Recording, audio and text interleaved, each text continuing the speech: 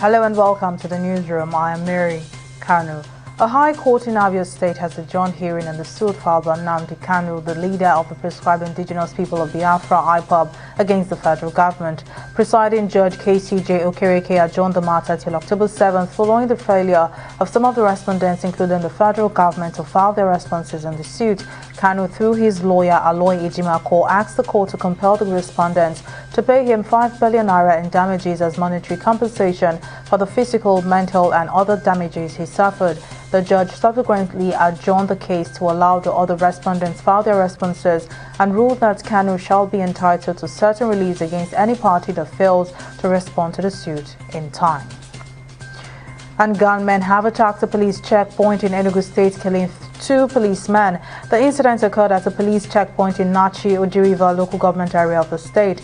Enugu State Police Public Relations Officer Daniel Ndukwe, who confirmed the attack, said the command had commenced an action to track down the killers of the officers. This incident comes a few weeks after 4 police officers were killed in Amechi, Akunana area of the state. The Independent National Electoral Commission (INEC) has temporarily suspended the ongoing continuous voter registration exercise in Niger State. INEC's Resident Electoral Commissioner Samuel Egu, who disclosed this in Mina, said the first quarter of the registration exercise, which commenced on June 28 with online registration, will be suspended from September 21st till October 3rd, 2021.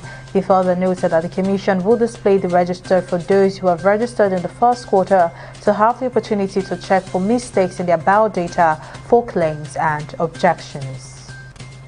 And Brazil's Health Minister Marcelo Queiroga has tested positive for COVID-19 after attending the United Nations General Assembly in New York. Queiroga, who had received the COVID-19 vaccine, was the second member of Bolsonaro's entourage to test positive for the virus since arriving in New York for the UN gathering.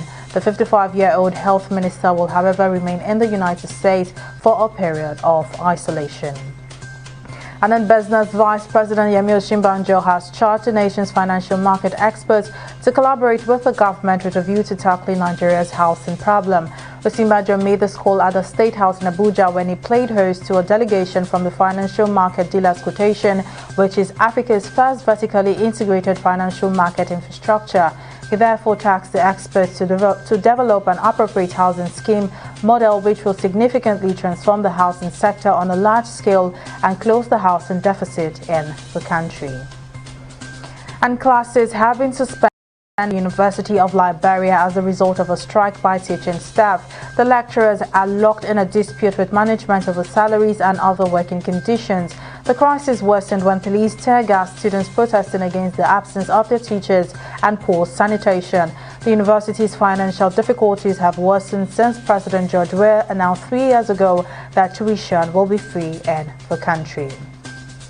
And in sports, Minister of Youth and Sports Development Sunday Dare has challenged members of the Nigeria senior national women's football team, the Super Falcons, to learn from Tuesday's loss to South Africa's Bayana in the final game of the Aisha Buhari Cup and bounce back. The Nigerians were outclassed by their opponents 4-2 in the final game of the inaugural edition of the Invitational Tournament against the expectations of many who had thronged the Mobolaji Johnson Arena on Icon Stadium in Lagos to support them.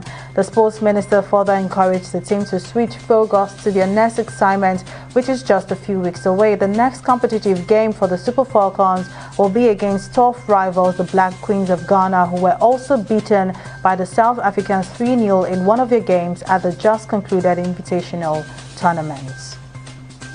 Well, that's the latest update on the newsroom. Do join us in the next hour for more updates. Many thanks for watching.